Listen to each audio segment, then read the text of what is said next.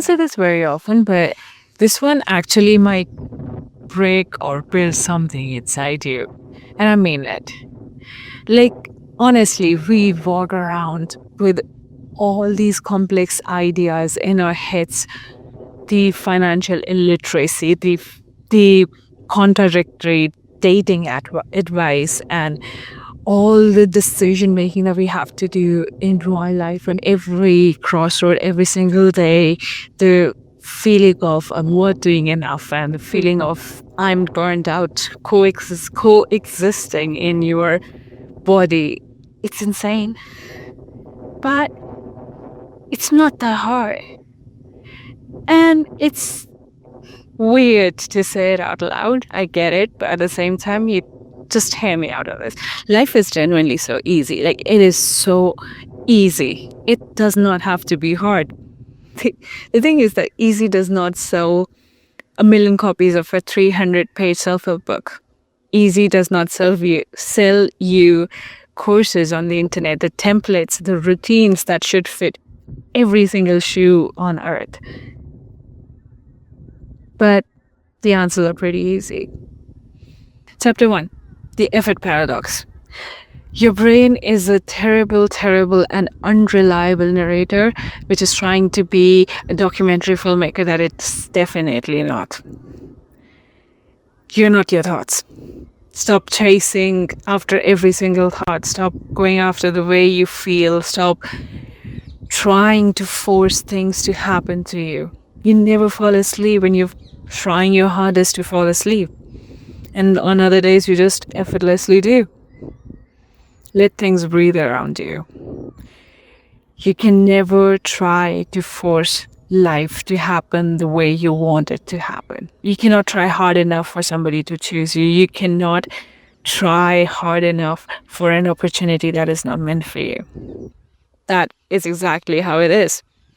The effort paradox. The more you want something, the less it wants you. The more you run after somebody, the less they want you. Needy people repel relationships. Desperate people repel opportunities. And stressed people repel peace. So if you want peace, you need to eliminate the source of your stress. It is as easy as it gets. Like, genuinely. And I'm not kidding you. This is all it is. And you know that because you have been in the position when you forced something to fit perfectly for you and it has not. When you've tried your level best for an opportunity, but it just wasn't for you. And you have to accept it. And now you can counter me with that. Okay, and if life is happening to me, so maybe I should just sit on a couch like a potato and do nothing. No, dummy, that's not what I said. That's not a single word that I said. Life rewards the relaxed, not the lazy. Period. And it does not mean that you should not do anything. It means that you need to show up, but detach. What works is action without desperation and effort without attachment. That's what works. And if you're spiritual or you believe in God or any other higher power, you know you're the co-creator. And in easy words, you have to basically show up at the station for life to give you the train of opportunity. And then it is your actions that you need to pick yourself from the station and get it in the train. Life's not going to do that for you. Life can give you opportunities and millions and millions and millions of them are going to come around. You have to be brave enough to take those opportunities. You have to be responsible enough to take those opportunities. And it's on you. That's where your effort is. Showing up. That's you. That's all you can do. Which brings me to the next one. Chapter 2. Let it go. Let it go. Be Elsa. Let it go. Let it fucking go. Honestly. Jesus Christ. Let it go. Oh God. There are two things about life. You cannot predict it. You cannot control it.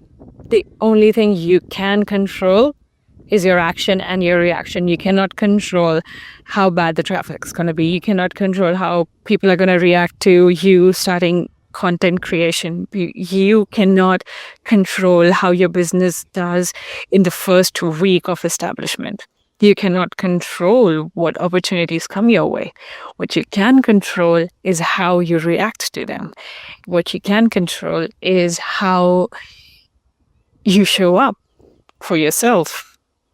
What you can control is how you regulate through your emotions when life happens to you.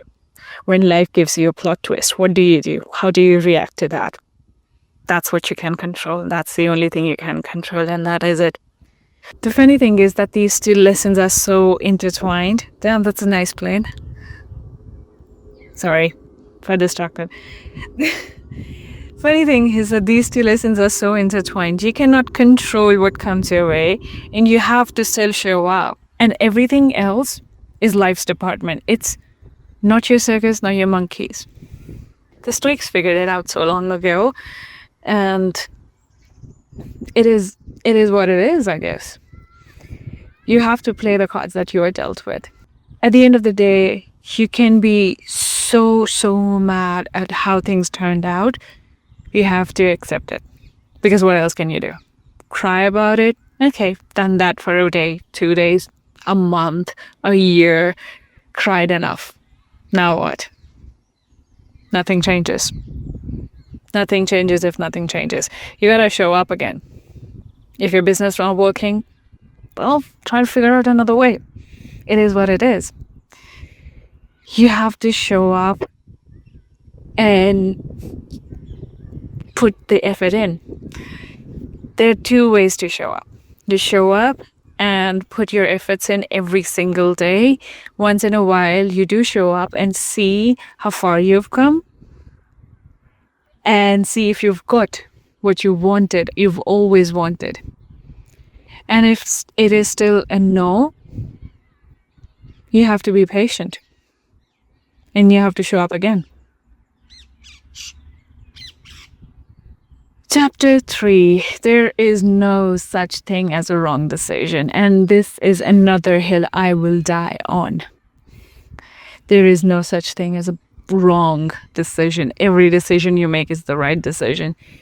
You have to make a decision, understanding the pros and cons, and then you show up for that decision and the consequences. You can either stay in your hometown for the rest of your life or move abroad and figure life out there. Both scenarios, there are pros and cons. How do you make a decision out of that? From the principle of the least regret. And this is how I've made all my decisions in my life. Which is the one you will feel less sad about if it turned out to be the quote-unquote wrong option? Would you rather live with the regret of not spending your 20s to travel around the world when you're in good health? You can fuck up in life way more than you can in your 60s. Or would you regret more not saving enough for your retirement? Which one of it's going to be? What life story or life experience would you rather live through? Which one is it? What do you want to choose? You make the decision out of that. You make a pros and cons list. You sit on that decision for a day, 2 days, a month, a year. And then you make the decision. And then you stand by that decision. And then you make sure that decision is the right decision. I said decision too many times. There is no such thing as a wrong decision. That is how your life is supposed to plan out. You either choose A or you choose B. Either way, there are going to be struggles and there are going to be moments when you're like, yep, I made the right choice. There are going to be moments when you're going to be like, oh no, another life lesson. Well, fair enough, another experience. I heard it on Instagram, this thing the other day. It was, nothing is a waste when your goal is to experience everything. Fair enough. Another heartbreak, at least I fell in love again. Another opportunity that didn't work out. Oopsie daisy, some learned something, met new people. another deal that fell off. Maybe there's a new better client coming around to make my time more available, hence this deal had to fall off. You never know. You never know. Leaving a stable job is your decision. Staying unemployed while traveling around the world on your parents' money or doing money you've earned doing odd jobs is your decision. Living your life entirely miserable, living behind your fears is your decision. Choosing to build a business at the age of 40 all over again is your decision. Choosing not to have kids or living all by yourself for the rest of your life is your decision. Marrying at the age of 20 is your freaking decision. You make the decision and then you make sure that decision lives up to your intention, it lives up to the alignment of your life story. And the best thing is sometimes you can change that decision. Sometimes you can go back and revisit that choice and that crossroad and fix it. Sometimes, not always.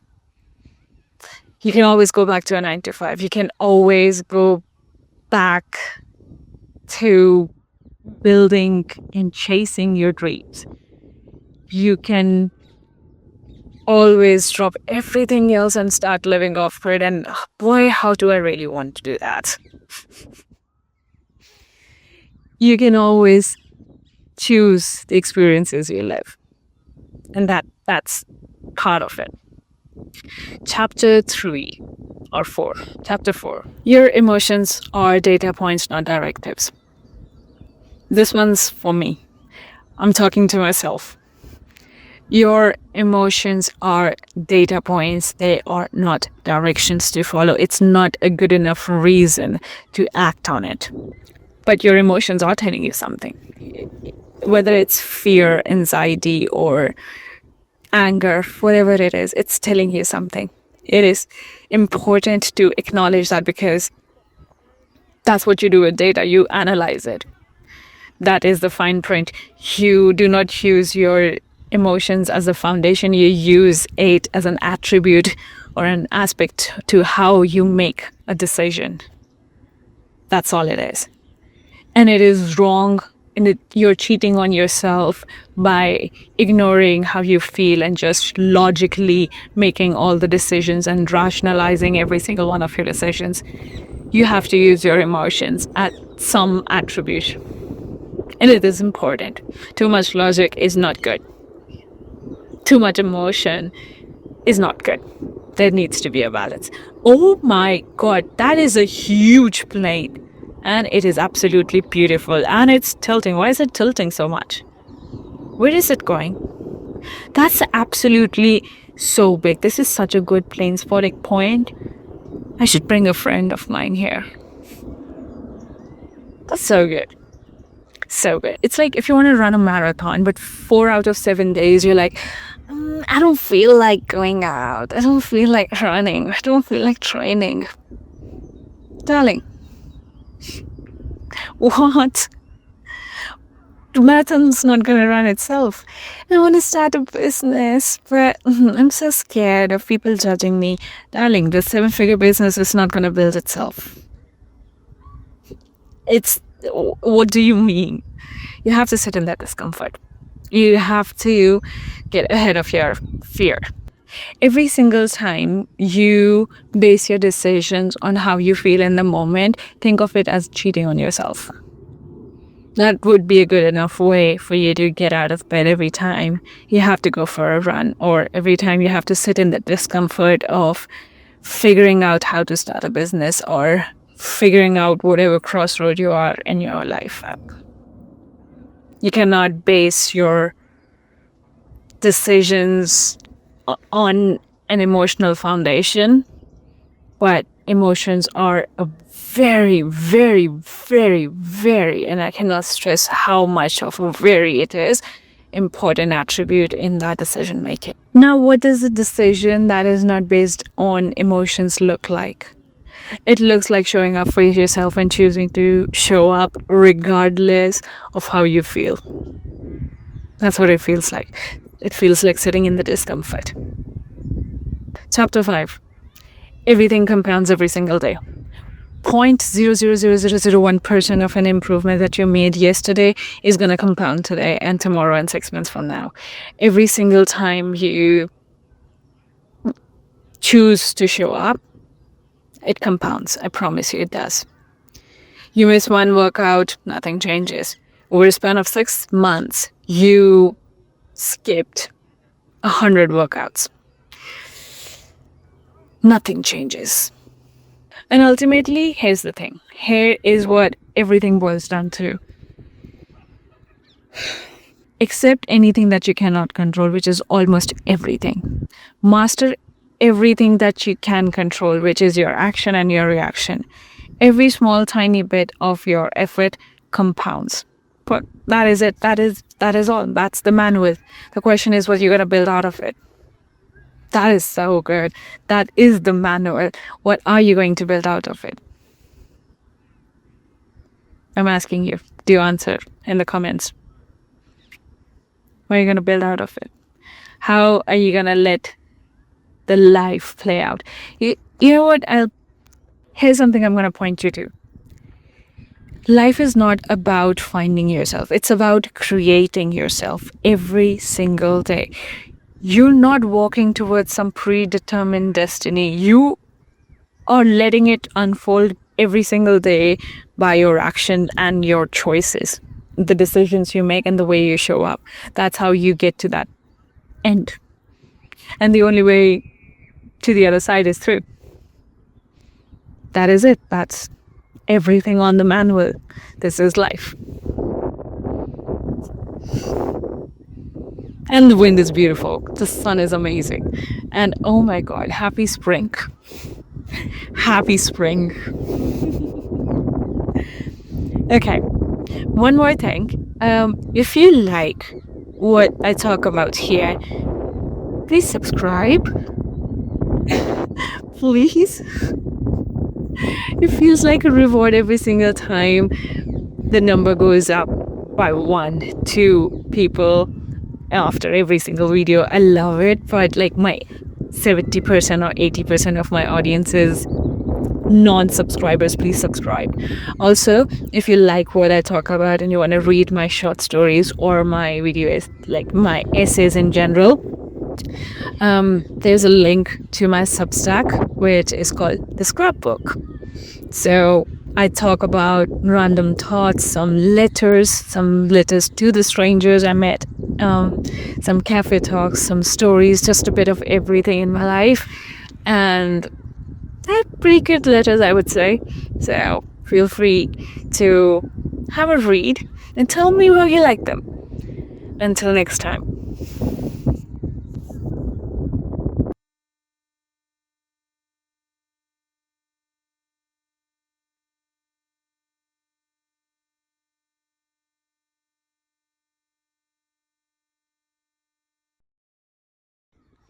There are people coming this way. Oh my God. I mean, they can't see that I'm recording. They have 2 dogs. The 3 people. Oh, please don't come this way. My social anxiety is not strong. And I mean, my social anxiety is stronger than my will to be recording this. Okay, I'm blabbering again. This is not good. Anyways.